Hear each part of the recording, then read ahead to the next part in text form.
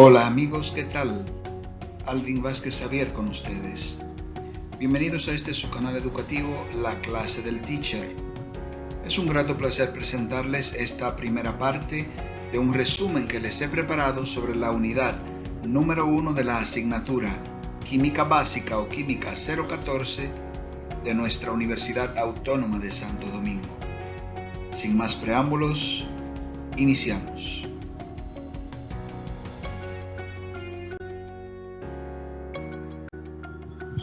Los temas que componen esta unidad y sobre los que hablaremos durante los próximos minutos son los siguientes: ciencia, método científico, teorías y leyes científicas, la química como ciencia, importancia de la química, definición de química, materia, sustancias, sustancias puras, mezclas, elementos y compuestos, mezclas homogéneas y heterogéneas, átomos y moléculas, cambios físicos, cambios químicos, calor y temperatura, y calor absorbido o desprendido.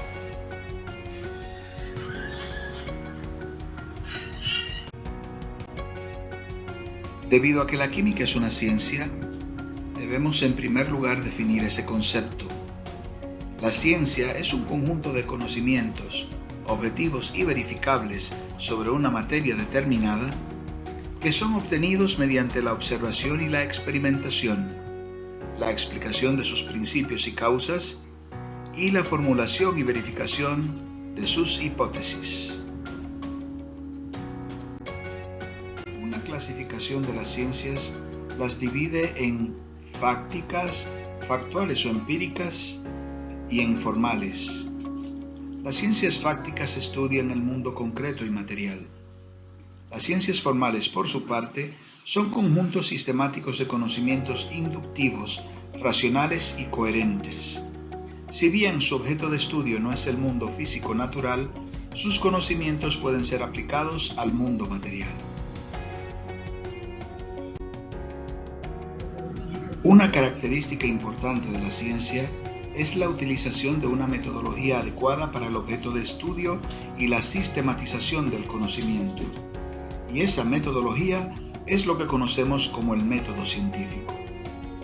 El método científico es una serie de etapas que hay que recorrer para obtener un conocimiento válido desde el punto de vista científico. Este método persigue minimizar la influencia de la subjetividad del científico en su trabajo. El método científico está basado en los preceptos de falsabilidad y reproducibilidad.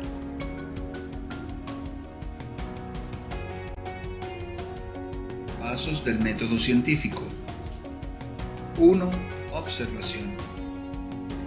El primer paso de cualquier método científico será siempre la observación. Esta se podrá llevar a cabo directamente con los sentidos o mediante herramientas que nos ayuden a mejorar la percepción de la realidad observada. Por ejemplo, los telescopios. 2. Hipótesis. La hipótesis es la explicación que se da a partir de las observaciones realizadas.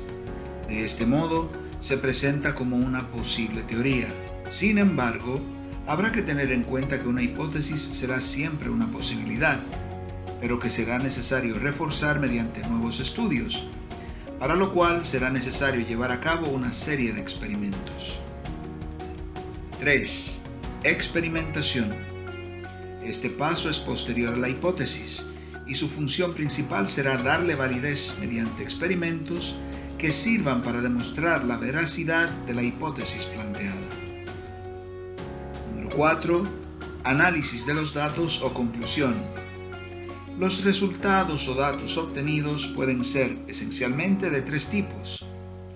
Resultados que refuten la hipótesis inicial, que la confirmen o que no aporten información suficiente que nos permita refutar o confirmar la hipótesis.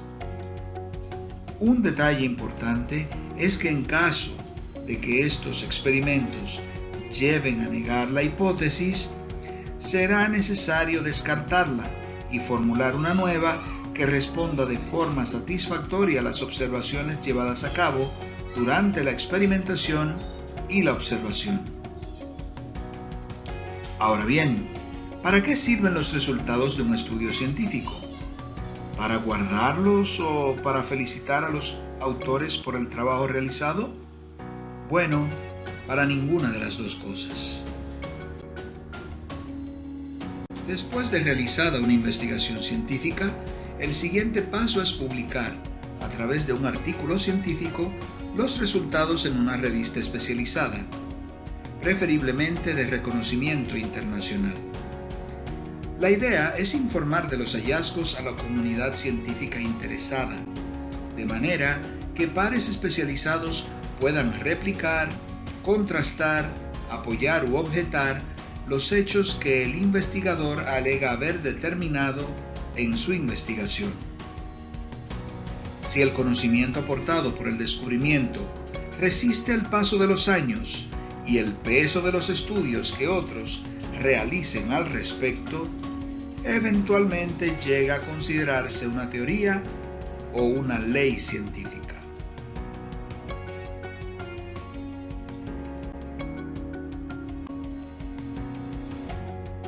La palabra teoría tiene en ciencias un significado distinto al que le damos en nuestro lenguaje coloquial. Una teoría científica es un conjunto de proposiciones que explican o describen una observación. Desde un punto de vista científico, una teoría pudiera estar en cualquiera de estas tres situaciones. A. En la etapa preliminar de una fase de investigación, en cuyo caso la llamaremos hipótesis. B. Modificándose continuamente. O C. Muy bien establecida en la comunidad científica internacional. Este último es el caso de algunas teorías científicas de las que ustedes probablemente han escuchado hablar, como son la teoría de la evolución, la teoría atómica, las teorías general y espacial de la relatividad y la teoría del Big Bang.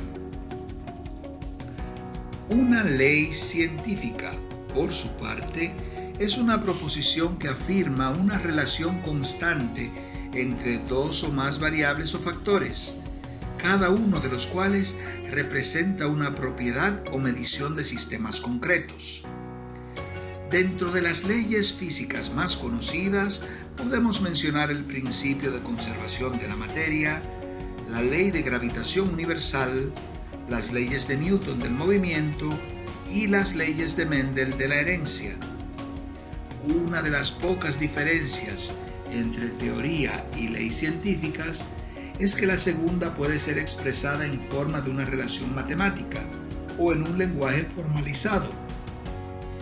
En la práctica, ambas son aceptadas por la comunidad científica por falta de casos que las contradigan, pero podrían ser descartadas si algún día se comprueba que no son universales.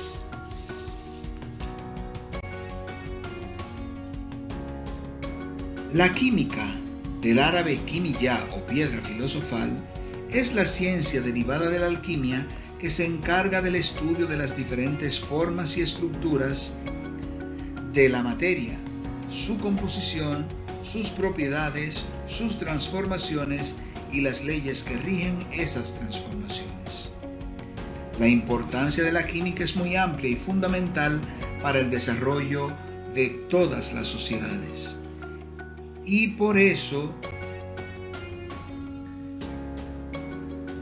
la química tiene un sinnúmero de aplicaciones, desde medicamentos, cosméticos, jabones y barnices, sabores y aromas artificiales, bebidas de todo tipo, combustibles, textiles y fibras sintéticas, plásticos, papel y caucho, fertilizantes y pesticidas, metales y aleaciones, tintes y colorantes, y además también docencia e investigación.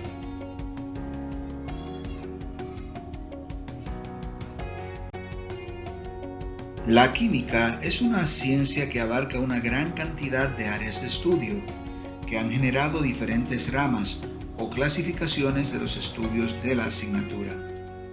Dentro de estas ramas tenemos la química general, que estudia los principios fundamentales relativos a la constitución, cambios y propiedades de la materia. La química orgánica, que estudia el carbono y sus compuestos covalentes. La bioquímica, encargada del estudio de los procesos químicos que ocurren en los seres vivos. La química inorgánica, que estudia los elementos y sus compuestos excepto los covalentes del carbono.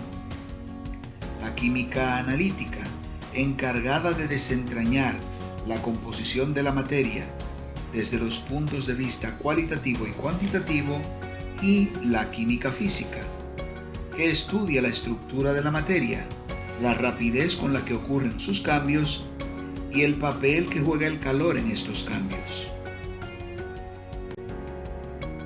Debido a que la química estudia la materia, es importante definir y clasificar los distintos tipos de materiales que son parte del estudio de la química. Según la que quizás es la definición más antigua, pero todavía válida de todas las ciencias, la materia es todo aquello que ocupa un lugar en el espacio. Toda la realidad concreta, todo lo palpable en el universo está constituido por materia. Estamos rodeados por materia e incluso nosotros mismos somos en parte materia. La característica fundamental de la materia es el hecho de poseer masa. Debido a la gran cantidad de tipos de materiales distintos y para su mejor estudio, la materia suele clasificarse en sustancias puras y mezclas.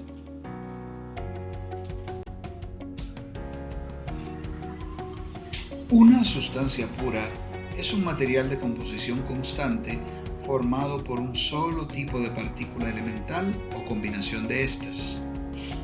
Las sustancias puras se dividen a su vez en elementos, los cuales son sustancias formadas por un solo tipo de partícula elemental, que estudiaremos más adelante y que se denomina átomo.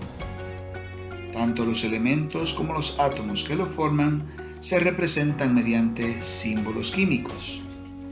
Un símbolo químico es una letra o combinación de estas usada para abreviar el nombre o una propiedad del elemento que el símbolo representa. Por ejemplo, el hierro, Fe, la plata, Ag, el cobre, Cu, y el carbono, C, aquí representado, entre otros. Los compuestos, por su parte, son sustancias puras formadas por la unión química de dos o más átomos denominada molécula.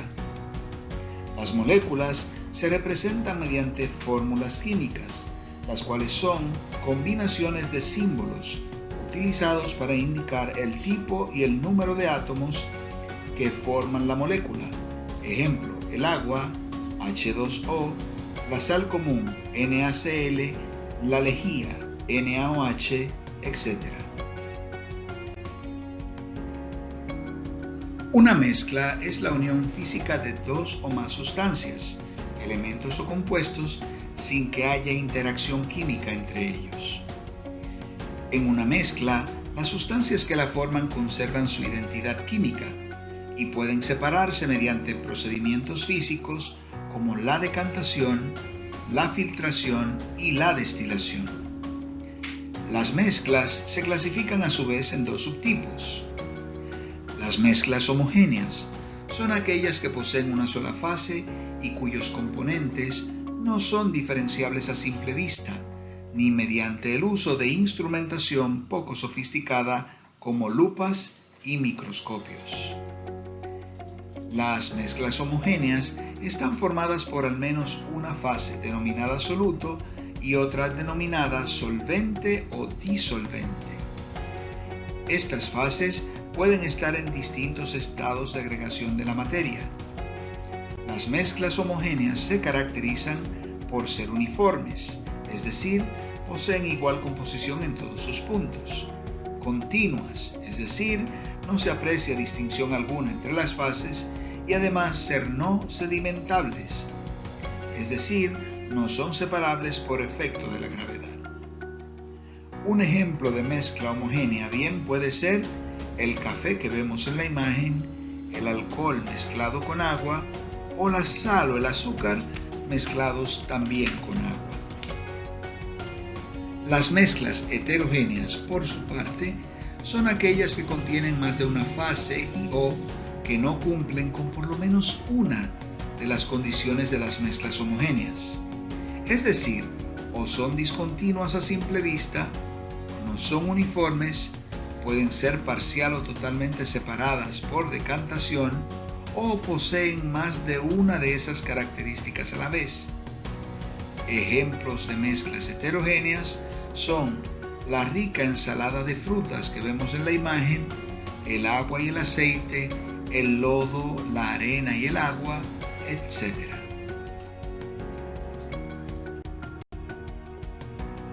En resumidas cuentas, la materia se clasifica en dos grandes grupos, uno de los cuales son las sustancias puras, que se caracterizan por poseer una composición constante. Las sustancias puras se dividen a su vez en elementos, los cuales están formados por una sola clase de partícula fundamental llamada átomo. Los elementos se representan mediante símbolos químicos. Ejemplos de elementos y sus símbolos pues son el sodio, el hidrógeno, el oxígeno, el hierro, el carbono, el azufre y el nitrógeno. Un segundo tipo de sustancia pura la constituyen los compuestos. Estas sustancias puras están a su vez formadas por unidades denominadas moléculas, las cuales se representan mediante una combinación lógica y coherente de símbolos químicos denominadas fórmulas químicas. Dentro de los compuestos y sus fórmulas tenemos el cloruro de sodio, sal común, el agua, el dióxido de carbono y el óxido de hierro 2, entre otros. Por otro lado, un segundo tipo general de materia son las mezclas, las cuales se caracterizan por su composición variable.